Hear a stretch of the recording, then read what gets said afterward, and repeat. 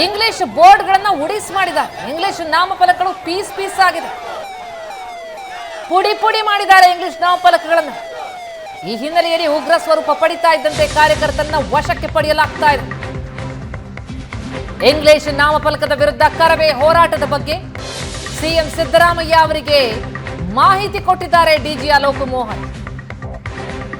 ಕಾವೇರಿ ನಿವಾಸದಲ್ಲಿ ಸಿಎಂ ಭೇಟಿಯಾಗಿ ಪ್ರತಿಭಟನೆಯ ಬಗ್ಗೆ ಮಾಹಿತಿಯನ್ನು ನೀಡಿದ್ದಾರೆ ಡಿಜಿ. ಸದ್ಯದ ಬೆಳವಣಿಗೆ ಬಗ್ಗೆ ಅಲೋಕ್ ಮೋಹನ್ ಮುಖ್ಯಮಂತ್ರಿಗಳಿಗೆ ಮಾಹಿತಿ ಕೊಟ್ಟಿದ್ದು, ಅಹಿತಕರ ಘಟನೆ ನಡೆಯದಂತೆ ಎಚ್ಚರಿಕೆ ವಹಿಸಿ ಅಂತ ಪೊಲೀಸರಿಗೆ ಸಿಎಂ ಸೂಚನೆ ಕೊಟ್ಟಿದ್ದಾರೆ.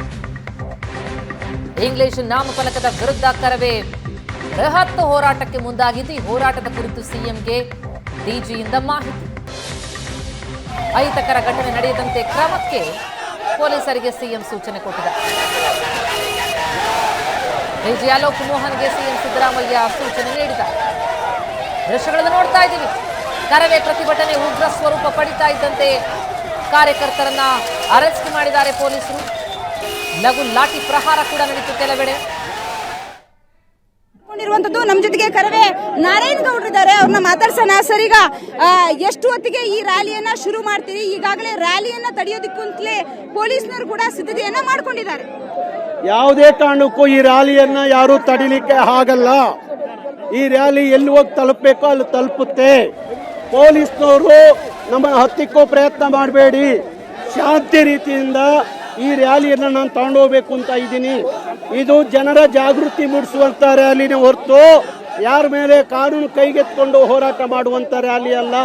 ಅದಕ್ಕೋಸ್ಕರ ಪೊಲೀಸ್ ಇಲಾಖೆ ಹೇಳ್ತಿದ್ದೀವಿ, ನೀವು ಶಾಂತಿ ರೀತಿಯಿಂದ ವರ್ತಿಸಿರೆ ನಾವು ಶಾಂತಿ ರೀತಿಯಿಂದ ವರ್ತಿಸ್ತೀವಿ, ಇಲ್ಲದೆ ಹೋದ್ರೆ ಭಾರಿ ಕಷ್ಟ ಆಗುತ್ತೆ ಅಂತ ಎಚ್ಚರಿಕೆಯನ್ನ ಇಲಾಖೆಗೆ ಕೊಡ್ತೀವಿ. ಈಗ ರ್ಯಾಲಿ ಯಾವ ರೀತಿ ಸಾಗುತ್ತೆ ಸರ್? ಅಂದ್ರೆ ಹೋಗ್ತಾ ಯಾವ್ಯಾವ ಬ್ಯಾನರ್ಗಳು ಇದಾವೆ, ಇಂಗ್ಲಿಷ್ ಬ್ಯಾನರ್ಗಳು, ಅಂತಹ ಬ್ಯಾನರ್ಗಳನ್ನ ತೆಗೆಯುವಂತಹ ಪ್ರಯತ್ನ ಇಲ್ಲ. ಈಗ ಯಾಕೆಂದ್ರೆ 28 ಸೆಪ್ಟೆಂಬರ್ ಫೆಬ್ರವರಿ 28ರವರೆಗೂ ನಾವು ಅವಕಾಶ ಕೊಟ್ಟಿದ್ದೀವಿ. ಅದಕ್ಕೋಸ್ಕರ ನಾವು ಈ ಫೆಬ್ರವರಿ 28ರವರೆಗೂ ಕಾಯ್ತೀವಿ. 28 ನಂತರ ತೆಗಿಲಿಲ್ಲ ಅಂದ್ರೆ ಅದು ಎಲ್ಲವನ್ನ ತೆಗೆಸುವ ಕೆಲಸವನ್ನ ನಾವು ಮಾಡ್ತೀವಿ. ಮುಖ್ಯವಾಗಿ ಈಗ ಟಾರ್ಗೆಟ್ ಇರುವಂತದ್ದು ಮಾಲ್ ಆಫ್ ಏಷ್ಯಾವನ್ನೇ ಏನಾದರೂ ಟಾರ್ಗೆಟ್ ಮಾಡ್ಕೊಂಡಿರಾ? ಅಲ್ಲಿ ಏನಾದರೂ ಮತ್ತೆ ಹೋಗಿ ಪ್ರೊಟೆಸ್ಟ್ ಹೇಳಲ್ಲ, ಅಲ್ಲಿ ಹೋದ್ಮೇಲೆ ಗೊತ್ತಾಗುತ್ತೆ. ಇವತ್ತು ಎಷ್ಟು ಜನ ನಿಮ್ಮ ಕಾರ್ಯಕರ್ತರು ಈ ರ್ಯಾಲಿಯಲ್ಲಿ ಭಾಗಿಯಾಗಿದ್ದಾರೆ? ಸುಮಾರು 20,000ಕ್ಕೂ ಹೆಚ್ಚು ಕಾರ್ಯಕರ್ತರು ಭಾಗಿಯಾಗಿದ್ದಾರೆ. ಮತ್ತು ಇನ್ನೂ ಬೆಂಗಳೂರು ನಗರದಲ್ಲಿ ತಂಡವಾಗಿ ಇವತ್ತು ಅಲ್ಲಿ ಕೆಲಸ ಮಾಡ್ತಾ ಇದ್ದಾರೆ. ಹಾಗಾಗಿ ಅವರೆಲ್ಲರೂ ನಮ್ಮ ಜೊತೆಲಿ ಅಲ್ಲಿ ಬಂದು ಸೇರ್ಕೋತಾರೆ, ಇನ್ನೂ ಬರ್ತಾ ಇದ್ದಾರೆ. ಹಾಗಾಗಿ ಸುಮಾರು ಕನ್ನಡ ಚಳವಳಿಯ ಇತಿಹಾಸದಲ್ಲಿ ಭಾರಿ ದೊಡ್ಡ ಸಂಖ್ಯೆಯಲ್ಲಿ ಈ ರ್ಯಾಲಿ ಪ್ರಾರಂಭ ಆಗ್ತಾ ಇದೆ. ಈಗಾಗಲೇ ಪೊಲೀಸ್ನವರು ಕೂಡ ಎಲ್ಲ ರೆಡಿ ಮಾಡ್ಕೊಂಡಿದ್ದಾರೆ, ನಿಮ್ಮನ್ನ ಇಲ್ಲಿಂದ ಬಿಡೋದಿಲ್ಲ, ಇಲ್ಲಿಗೆ ಇದು ಪ್ರೊಟೆಸ್ಟ್ ಎಂಡ್ ಆಗಬೇಕು ಅಂತ ಹೇಳಿ.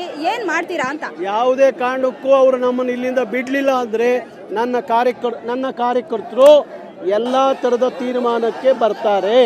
ಹಾಗೂ ಅನಾಹುತಕ್ಕೆ ಪೊಲೀಸ್ ಇಲಾಖೆನೇ ಹೊಣೆ ಆಗುತ್ತೆ. ಸರ್ಕಾರಕ್ಕೆ ಏನು ಮನವಿ ಮಾಡ್ಕೊಂತೀರಾ? ಹೇಗೆ ಸರ್ಕಾರ ನಮ್ಮನ್ನು ಹತ್ತಿಕ್ಕುವ ಪ್ರಯತ್ನವನ್ನು ಪೊಲೀಸ್ ಬಿಟ್ಟು ಮಾಡಿದ್ರೆ ಮುಂದಿನ ಲೋಕಸಭೆ ಚುನಾವಣೆಯಲ್ಲಿ ನಿಮಗೆ ತಕ್ಕ ಪಾಠ ಕಲಿಸ್ತೀವಿ. ನಾರಾಯಣ್ ಗೌಡ್ರ ಮಾತು, ಯಾವುದೇ ಕಾರಣಕ್ಕೂ ಕೂಡ ಪ್ರತಿಭಟನೆಯನ್ನು ಅರ್ಥಕ್ಕೆ ನಿಲ್ಲಿಸೋದಿಲ್ಲ, ಪ್ರತಿಭಟನೆ ಮುಂದುವರೆಯುತ್ತೆ. ರ್ಯಾಲಿಯಲ್ಲಿ ನಮ್ಮಲ್ಲಿ ಸಾಕಷ್ಟು ಕಾರ್ಯಕರ್ತರು ಕೂಡ ಭಾಗಿಯಾದ್ರೆ ಎಲ್ಲರೂ ಕೂಡ ಈ ರ್ಯಾಲಿಯಲ್ಲಿ ಭಾಗಿಯಾಗ್ತಾರೆ ಅನ್ನುವಂತಹ ಮಾತನ್ನ ಹೇಳ್ತಾ ಇದ್ದಾರೆ. ಬೆಂಗಳೂರಿನಿಂದ ಕ್ಯಾಮರಾ ಪರ್ಸನ್ ಶಿವಕುಮಾರ್ ಜೊತೆಗೆ ಮಮತಾ ಮರ್ದಾಳ, ಏಷ್ಯಾನೆಟ್ ಸುವರ್ಣ ನ್ಯೂಸ್.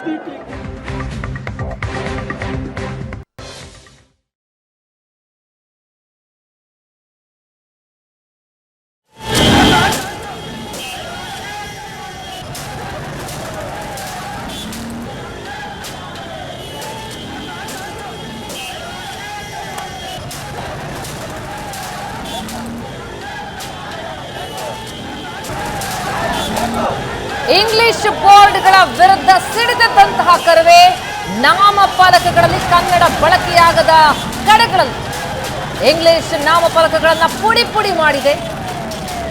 ಕರವೇ ಪ್ರತಿಭಟನೆ ಉಗ್ರ ಸ್ವರೂಪ ಪಡೆದಿದ್ದು ಕೆಲವೆಡೆ ಲಾಠಿ ಚಾರ್ಜ್, ಹಲವು ಪ್ರತಿಭಟನಾಕಾರರನ್ನ ವಶಕ್ಕೆ ಪಡೆಯಲಾಗಿದೆ. ಆದರೆ ಇದೆಲ್ಲದರ ನಡುವೆ ನಾವು ರ್ಯಾಲಿ ಸಾಗ್ತೀವಿ ಅಂತಿದ್ದಾರೆ ಕರವೇ ರಾಜ್ಯಾಧ್ಯಕ್ಷ ನಾರಾಯಣ್ ಗೌಡ್.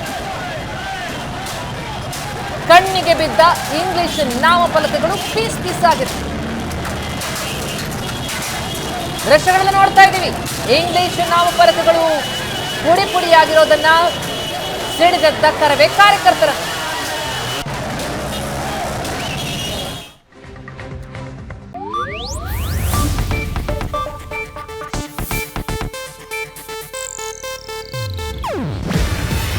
ಇದು ಏಷ್ಯಾನೆಟ್ ನ್ಯೂಸ್ ನೆಟ್ವರ್ಕ್ ಪ್ರಸ್ತುತಿ. ನೀವು ನೋಡ್ತಿದ್ದೀರಾ ಏಷ್ಯಾನೆಟ್ ಸುವರ್ಣ ನ್ಯೂಸ್.